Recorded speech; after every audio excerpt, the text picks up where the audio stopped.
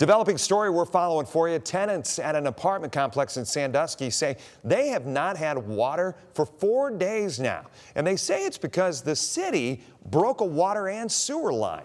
Michael Sandlin, he drove out there for us today and joins us now in studio. So how bad's it been for these folks?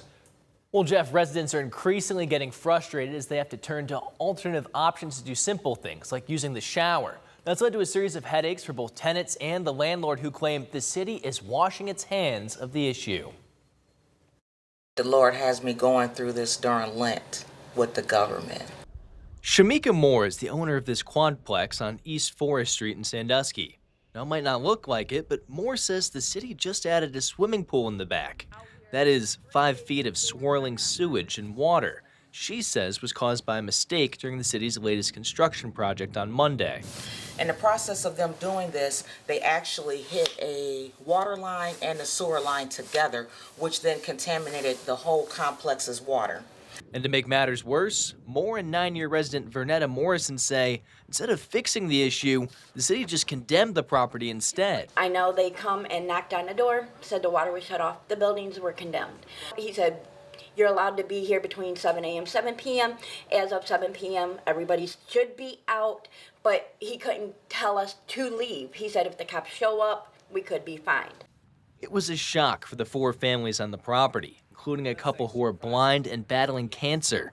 Moore says she rushed to City Hall to try to fix the issue, but leadership told her it was a private problem, not a public one. All the while, the residents continue to struggle to get by without water. I mean, you gotta bathe. You gotta clean dishes.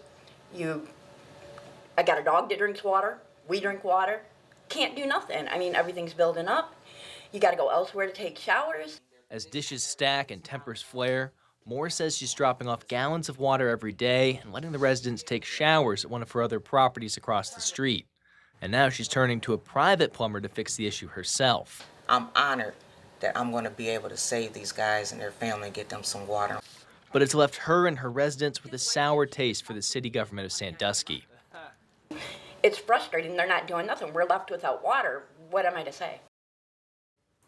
Now, I reached out to the city's communications director for comment after all this, and I was sent a pretty lengthy statement explaining the city did rupture the water line while excavating for new sewer lateral, but they claimed they tested water samples as recently as Thursday and the water was good to drink. And the only reason the water is now off is because Moore's own private plumber shut it off.